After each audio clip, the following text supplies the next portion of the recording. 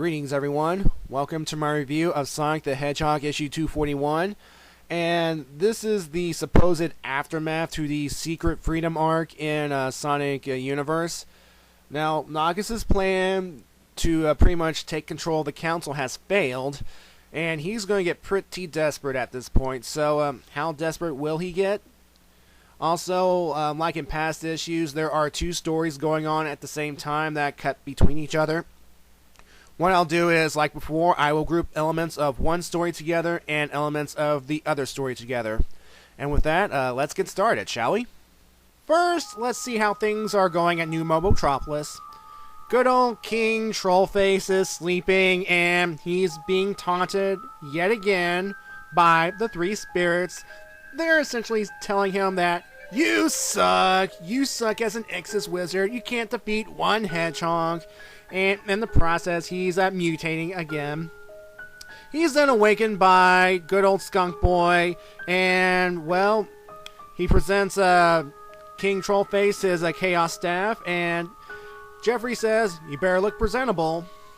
And as Naugus makes himself presentable, he's starting to have some doubts about his apprentice. You know, ever since that incident underground during the Secret Freedom Fighter arc, Jeffrey has been acting a bit odd, according to him, but with good reason.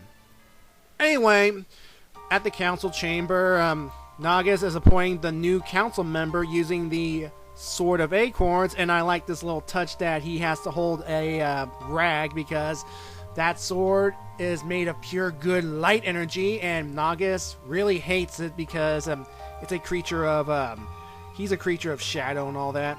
Anyway, the new appointee is Isabella Mongoose, the mother to Mina Mongoose. And one of the things that Isabella puts forth on the table, reinstating Nicole. No, Naugus is like, no! But then he calms down and is like, I can protect the city, no problem. And then Isabella retorts, well, no you can't. You failed to stop Eggman. Team Freedom bailed you out with a little help from the Secret Freedom Fighters. And, well, essentially, if Nicole was still around, they would have advance warning. So it's pretty much a polite way of telling King Trollface, you suck, you suck, you suck, you suck, you suck. And of course this sparks up a debate on maybe they should bring back Nicole because it's all for the public safety. I mean, they could put in new security measures and they could finally have Castle Acorn rebuilt. Yeah, because remember, there's still a big gaping hole where the Battlebird Armada blasted Castle Acorn to bits.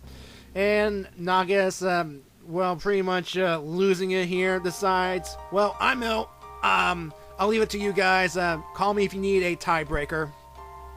And instead of King Trolley going to bed, he decides to pay a visit to a couple of places. First, he swings by old Maxie's room, and, well, he pretty much offers to heal Max, and by doing so, he wants to enter a contract, and by doing so, it opens Max up to being possessed yet again by Naugus. And, well, I have to give Max props here because he refused, and despite being all senile and stuff, Max recognizes the dangers of entering into a deal with this guy is. And Alicia essentially backs up Max here and tells Naugus, you're not looking well yourself, get out. And there's this nice little touching moment of Alicia and Max like, it's like, aww, aww, aww. So, yeah. Naugus' next stop is actually at Sonic's house. What? And he's essentially offering a deal to restore Jules to full flesh and blood. And, well, just like he did with Bunny. And what is their response? Well, take a look at this picture. This is pretty much the response you'd expect from Sonic's parents. I mean, even Mutsky's like, ugh. Now, you're wondering, what's that Omo child doing there? Well, essentially it's the Chow that Jules adopted back in issue 174, and well, Chow have been known to take character traits from owners, and that's a story for another time. Now, essentially Sonic's parents are ripping Naugus a new one, saying that there are flaws in his deal. Well, first of all, this whole magical contract thing, again with this contract. And, yeah, well, it seems that Naugus plans to make a deal with Jules to turn back into flesh and blood to enter this contract. And essentially, when one enters a contract with Naugus, they open themselves up for bodily possession. And I understand his idea to possess one of your enemy's parents and, you know, keep a closer eye on him. But unfortunately for Naugus, Sonic's parents are way smarter than that. First of all, Sonic's mom is like, yeah, why, can you explain this process further? And why didn't you go to Jules right away as soon as you fixed the bunny? And then Jules is like, oh, you started the war between Robians and Mobians, and you tried to kill my son. And then they pretty much said, get out, get out, get out. And, geez, Naugus, you suck, you suck, you suck, you suck, you suck. You should realize that these are Sonic's parents, you know, one of your great enemies, the Quicksters. Of course, being hounded at by the three spirits telling him, you suck, you suck, you suck. You know, and the mutations and this nervousness of Nicole actually returning to the city. And the guy's pretty much not in his right state of mind. Anyway, later on, there is a concert by the Forget-Me-Nots. And Naugus wants to use that opportunity to work his mojo because it was them that got Nicole banished in the first place. But Mina's like, oh, we're here tonight because we want to spread a new message of forgiveness, and we want Nicole back in the city, which does not please Naugus at all. Oh, and in the audience, Vanilla's like, where's the Tails doll? And Cream is like, I thought I brought it in with me. And, oh no. Speaking of which, oh no, no. Why? Why? Apparently it's working its thing again. It's slurping this. And it destroys the stage underneath the Forget-Me-Nots. Thankfully, Team Freedom springs into action almost immediately and saves the band members. And Jeffrey points to Naugus and he's like, you did this on purpose. But after seeing Naugus all mutating and not feeling that well, Jeffrey's like, you didn't do this. And, well, Jeffrey helped Naugus out of the arena. Mina's like, you see, this would not have happened if Nicole were still here. Come on, let's give it up for these heroes, Team Freedom. They saved the day again. Yay, and all that stuff. Meanwhile, back in some private chambers, well, Naugus, well, he's definitely seen better days. And of course, Naugus is like, you are loyal to me, apprentice. And at that point, Jeffrey just loses it because, well, he wants to make things better, but then the stunt during the Secret Freedom Fighters arc with Naugus trying to take control of the council, well, he's glad that plan failed because that's not how that he wants to be remembered. And, well, doing some distasteful things himself, Jeffrey realizes that the only way to basically make things all better again is to essentially put all that excess backstabbing behind them, make a fresh start, actually do good things, and because the people in New Metropolis are forgiving sorts, and well, there's no shame into asking for help. Only then they can do some real good. Poor delusional skunk boy. Now the three voices in Naugus' head are taunting him like, if you do that, you are you're pretty much gonna suck if you cater to this guy's will. And well, for once, all 4 of them are in agreement. Now Naugus explains to Jeffrey that he has pledged loyalty to him, and by that he has signed a magical contract which pretty much lets Naugus take over Jeffrey's body. Oh my, oh my, oh my. And after a brief cutaway, we see, oh my, a Naugus possessed a Jeffrey. And I dubbed the Troll Skunk. Meanwhile, in the council room, Nicole's back! Yes! Nicole is back! Come on, let's give it a round of applause, people. A round of applause.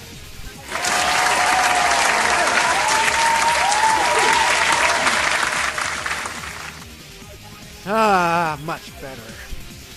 Alright, so, council said the vote was unanimous. Nicole was not entirely sure, but with the entry of Troll Skunk saying that Naugus did want Nicole back in, BS, that he has good intentions in mind, and Troll Skunk reveals that Naugus has been feeling ill, he is dying, that's why he's been acting all weird, and essentially, he, according to Troll Skunk, convinced Naugus that he saw the error of his ways, and hopefully that working together, they can save him.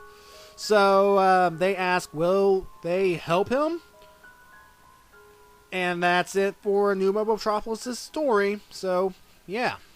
Meanwhile, on the other side of the world, near the Mercian coast, Sonic and his team are still chasing Eggman. Eggman orders Orbot to send out some egg swats to soften the team up, while he tries to find something to crush him once and for all. But unfortunately, many of the big things are incomplete. But Cubot manages to find some kind of plan on the ground, and Cubot now has this ye old English accent, and it turns out that this plan is no ordinary plan. It's the remains of the crude zoo Hydra that tried to kill Sonic earlier. And it makes sense because Sonic was searching around this place when the Hydra attacked, while the Death Egg was still known as the Egg Dome. And I actually did a review of that issue on my channel, so look it up. Plug, plug, plug. Anyway, Eggman takes a look at the remains of the Hydra and looks at an incomplete Titan Metal Sonic, and he starts putting 2 and 2 together. So the Egg Swats emerge with fancy jetpacks, but Team Fighters turns them into scrap in no time. And then this big thing drops to the ground, and it is the Hydra with the Titan Metal Sonic body, and it claims, "I'm back, Sonic, and now it's time to die." And Orbot's like, "Didn't you destroy this thing when it tried to kill Sonic?" And Eggman responds, "Well, now it's working on my terms. Full speed ahead. All systems full power." Yeah, Eggman gets away. So Sonic explains that they have to kill this thing quickly before it gets too powerful. And then they recall that this thing is weak to water, so what they pretty much did was they lured it to the sea, and with the combination of the Tornado's missiles and a Sonic Spin Dash, the Titan Metal Sonic Hydra falls into the water, and as it sings, it says, "I will be back. I have survived worse. I will return." And it's possible. I mean, this thing survived being nuked. I mean, do you think it will really die in water, even though its past incarnations had a water weakness? Anyway, Team Fighters manages to catch up to the Death Egg, and oh boy, they arrived at their next destination, Albion, and the Death Egg has already struck. And for those who don't know, Albion is the place of the last remaining free echidnas on Mobius, the last of Knuckles' race. Oh boy, so looks like Eggman's here to finish the job once and for all. Ugh. To tell you the truth, I like the new Mobotropolis plot a little better.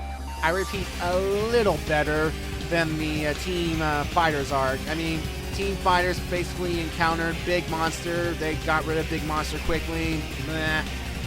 Now, the thing about this whole contract thing, that's actually pretty interesting because it does call back to the past issues where King Mac was trapped in the Zone of Silence, and in order for him to survive, he had to make a deal with Naugus, and essentially that formed this contract. And apparently that when one forms a contract, you're pretty much susceptible to being taken over by Naugus. I mean, your body is a potential host for this freak.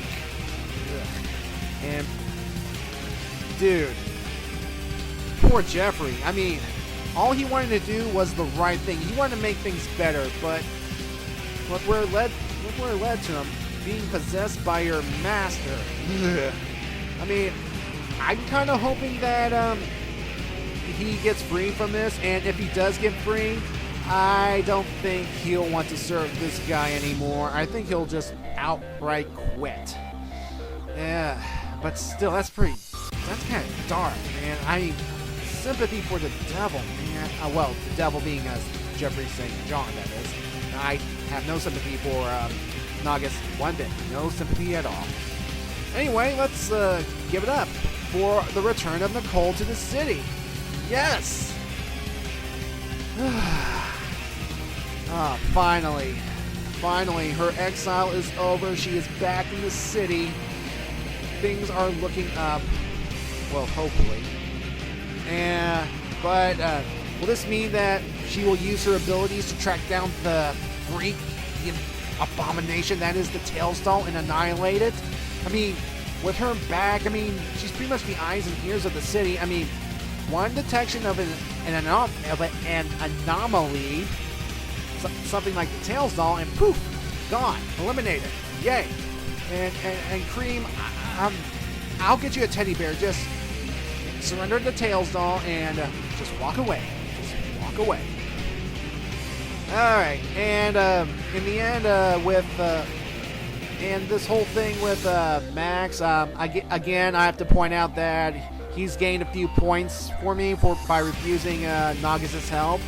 And one more thing, this whole thing with Naugus trying to enter a contract with Sonic's parents, well, especially Jules. I mean, I understand from his point of view, he wants to get a spy into Sonic's own family, but he has to realize that this is Sonic's family. He's bound to figure out that he's gotten the Quickster's attitude from his parents. I mean, look. Now, speaking of Sonic, going to Albion, which is under attack by Eggman. Now, according to the solicitations for the next few issues, we're going to spend some time here. And I welcome this change of pace because, well, honestly, I'm a little bit tired of this whole new Mobotropolis Naugus plot. I mean, I want a nice change of pace. And Knuckles is going to return. Oh, sweet Knuckles, that lovable idiot. How I have missed you. I mean, you made a cameo in issue 232, but still, you're going to be in this actual arc for a while. I am so happy. This is going to be a great couple of issues because it's something different, something new. No more of this new Mobotropolis Naugus Secret Freedom Fighters arc, and the Secret Freedom Fighters are not even in this issue. And it's not the first time I cover, pretty much deceits people just to get them to buy an issue. But whatever the company does to get people. So yeah. So overall, I'm going to give this issue, I'm going to give it what's a good ranking? I'm going to give it a 7.9 out of 10. Yeah, 7.9 out of 10. So yeah, anyway, I can't wait for this Albion arc. Now unfortunately, the next issue of Sonic the Hedgehog is it's a special Olympic issue, which will take up most of the issue. But thankfully, the five-page backup story will tie into the Albion arc. So I'm debating on how I'm going to do a review of issue 242. So yeah. Anyway, with that, thank you for watching this review, and have a good day, folks. One final note: the Crude Zoo said he might return. Given that thing's track record, it's possible that he might have been stopped in Silver's future, as hinted at in issue 216, but what do I know? Anyway, bye.